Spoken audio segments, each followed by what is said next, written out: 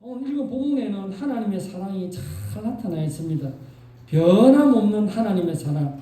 주위에서 누가 뭐라 해도 예수님은 예루살렘에 올라가셔서 십자가를 지시는, 죽어가는 영혼들을 살리는, 그 생명 살리는 그 일에 우리 주님은 끝까지 달려가시는 모습이 잘 나와 있습니다. 하루는 어떤 바리새인이 예수님께 찾아와서 일러줍니다. 예수님, 헤롯 왕이 예수님을 죽이려 하니까 빨리 피해야 됩니다 라고 말했습니다. 그러나 예수님은 조금도 주저하지 않았습니다. 진짜가 헤롯이 나를 죽이려고 하나, 아이고 일러줘서 고맙다, 이렇게 하지 않았습니다. 예수님은 담대히 나는 예루살렘에 올라간다, my way, 나는 간다, 십자가를 향한 강한 의지를 보이시며 내 갈 길을 가겠다라고 주님은 말씀하셨습니다. 예수님은 예루살렘에 올라가서 십자가를 질 수밖에 없는 현실을 보셨습니다. 예루살렘을 보시면서 크게 탄식을 했습니다. 예수님께서 이 땅에 계실 때에 3번 울었다고 하였는데, 곧 멸망할 예루살렘 성전을 보면서 예수님이 울었다라고 3번 중에 한 번이 예루살렘 성을 보시면서 울었던 것입니다. 예수님의 십자가는 어쩔 수 없이 당하는 고통이 아니었습니다. 얼마든지 피할 수 있는 기회가 있었습니다. 헤롯 왕이 계획을 알려준 사람도 있었습니다. 주님을 도와줄 수 있는 사람도 있었습니다. 그러나 주님은 끝내 십자가를 지시러 예루살렘에 들어가셨습니다. 예수님께서는 아브라함의 자손이라 자부하면서 구원을 자신했던 유대인들에게 그것만으로 구원을 받을 수 없다고 말씀하셨습니다. 바리새인들은 이 말씀을 듣고 매우 불쾌하면서 분노했습니다. 31절 말씀에 곧 그때에 어떤 바리새인들이 나와서 이르되 나가서 여기를 떠나소서, 헤롯이 당신을 죽이고자 하나이다. 여기 헤롯은 갈릴리와 베레아 지역을 통치하고 있던 분봉왕 헤롯 안디바입니다. 이 헤롯이 자신의 죄를 책망하였던 세례 요한을 죽인 그 사람입니다. 지금 예수님께서는 헤롯에 관할 지역을 지나고 계셨는데 헤롯이 예수님을 죽이고자 합니다라고 알려주었습니다. 그러니 빨리 피하십시오. 얼핏 들으면 예수님을 위하는 말 같지만, 그러나 바리새인들은 헤롯을 빌미로 해서 예수님을 위협해서 이곳을 떠나라고 그렇게 말한 것이었습니다. 그들은 더 이상 주님의 말씀을 듣기 싫어했습니다. 거부했습니다. 그래서 예수님께서 말씀하시기를 32절에 이르시되 너희는 가서 저 여우에게 이르되 오늘과 내일은 내가 귀신을 쫓아내며 병을 고치다가 제3일에는 완전하여 지리라. 예수님께서는 협박과 속임수로 예수님을 그의 영지에서 쫓아내려고 한 헤롯의 교활함과 간사함을 아시고 그를 여우라고 불렀습니다. 대단하죠. 왕을 향하여 여우라고 불렀습니다. 예수님께서는 헤롯이 예수님을 죽이려고 한다는 위협을 받으셨지만 조금도 두려워하지 않았습니다. 예수님께서는 하나님의 계획과 뜻을 분명히 알고 계셨으며 하나님 아버지를 온전히 신뢰하였습니다. 헤롯이 아무리 막강한 권력을 가지고 있다 해도 모든 것을 주관하시는 하나님의 뜻을 조금도 거스를 수 없다는 것을 알고 계셨습니다. 예수님께서는 예루살렘에 가셔서 잡히시고 끝내 못 박혀 죽어야 될 그 운명을 알고 계셨습니다. 33절에 그러나 오늘과 내일과 모레는 내가 갈 길을 가야 하리니 선지자가 예루살렘 밖에서는 죽는 법이 없느니라. 헤롯이 자신을 아무리 죽이려고 해도 예수님의 죽음은 십자가로서만 죽게 된다는 것을 우리 주님은 알고 계셨습니다. 그때까지 예수님께서는 귀신을 쫓아내며 병자를 고치시며 말씀을 전하시겠다고 그렇게 말씀을 하셨습니다. 헤롯의 위협을 조금도 두려워하지 않았고 하나님의 뜻과 계획을 따라 조금도 흔들림이 없이 사명을 감당하시며 십자가의 길을 갔던 것입니다. 오늘 우리도 주님처럼 하나님을 온전히 신뢰하며 하나님의 뜻에 따라 살아가야 됩니다. 우리가 하나님의 뜻에 온전히 순종하여 하나님을 기쁘시게 하는 삶을 살아간다면 전능하시고 신실하신 하나님 아버지께서 우리를 온전히 돌보시며 지켜주실 것입니다. 어떤 엄청난 어려움이 온다 해도 하나님 아버지는 우리의 성도의 앞날을 책임져 주실 것입니다. 바울이 많은 고난이 있었지만 바울의 고백을 우리가 들어야 됩니다. 로마서 8장 35절부터 누가 우리를 그리스도의 사랑에서 끊으리요? 환난이나 공고나 박해나 기근이나 적신이나 위험이나 칼이랴.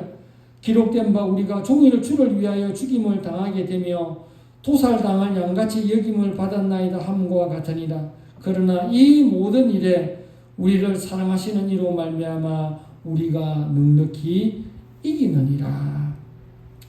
예수님이 십자가를 피하지 않는 것은 하나님의 사랑, 또 성도를 향한 변함없는 사랑 때문입니다. 십자가의 고통을 모르고 그 길을 택하신 것이 아닙니다. 십자가가 가장 고통스럽다는 것을 주님은 알고 계셨습니다.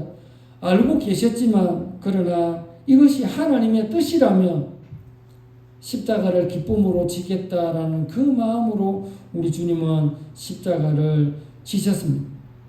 또 요한복음 12장에 이런 일이 있죠. 어떤 헬라인이 명절에 예루살렘에 왔다가 예수님에 관한 이야기를 듣게 됩니다. 그래서 예수님을 배우기를 청합니다.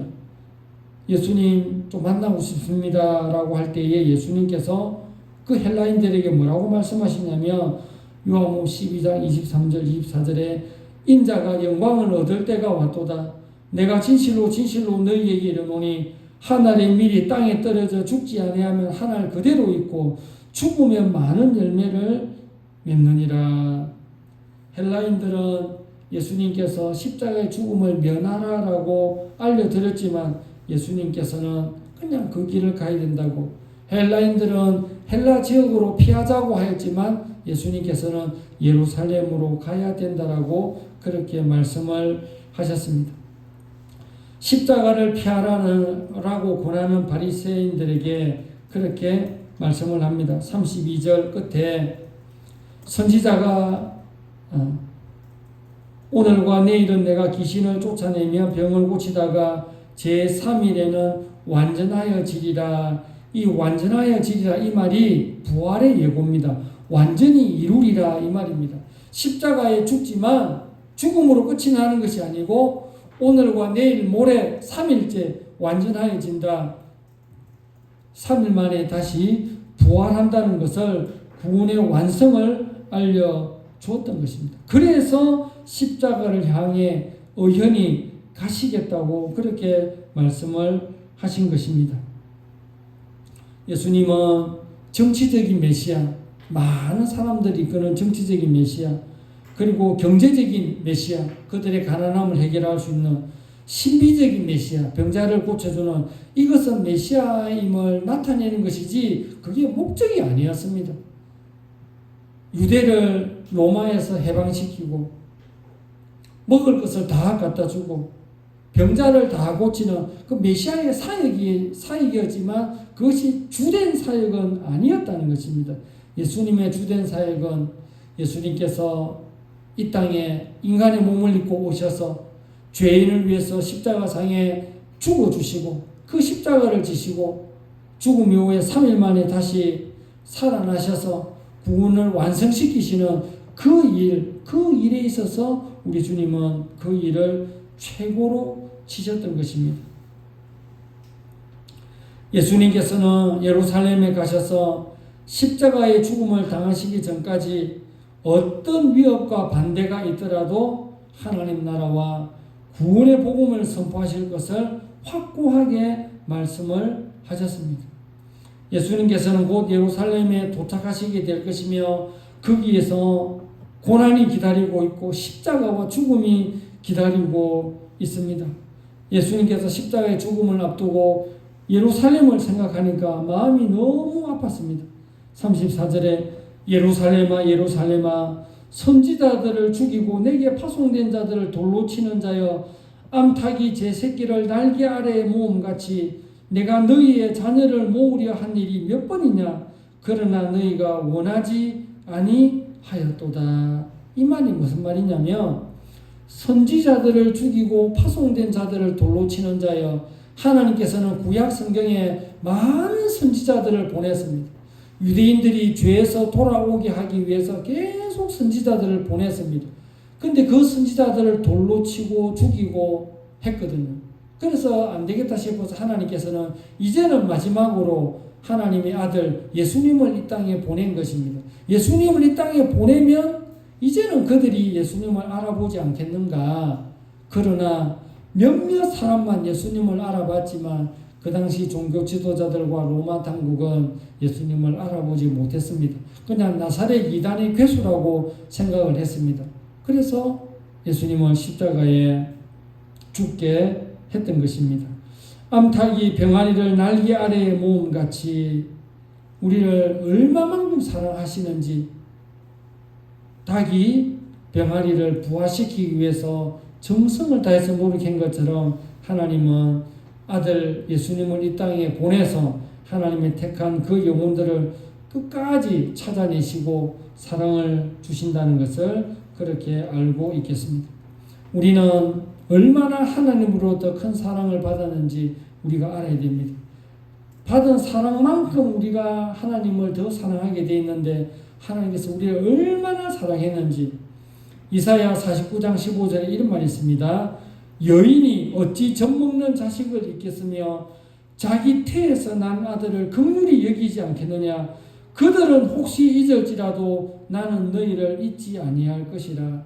예수님은 우리를 손바닥에 새겼다 했습니다.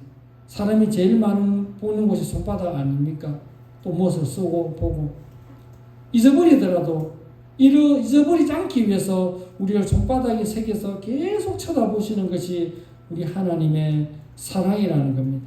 부모된 입장에 자식이 부모가 좋아하는 것을 하며 부모가 자식에게 많은 것 좋은 것을 다 주고 싶은 것처럼 하나님께서 기뻐하시는 일단 내가 예수님을 잘 믿고 또 하나님께서 기뻐하시는 영혼 사랑에 내가 관심을 갖는다면 하나님은 정말 덤으로 보너스로 덤으로 주시는 은혜가 반드시 있을 것입니다.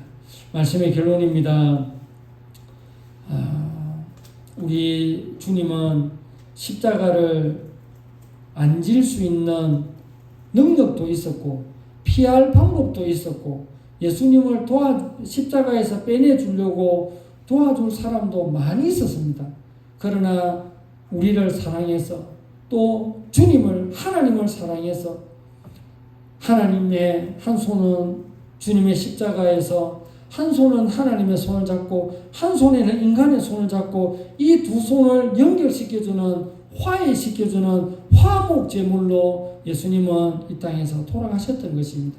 화목제물, 화해, 죄에 대해서 분노하시는 하나님을 용서해 주시는 화목제물이 됐던 것입니다.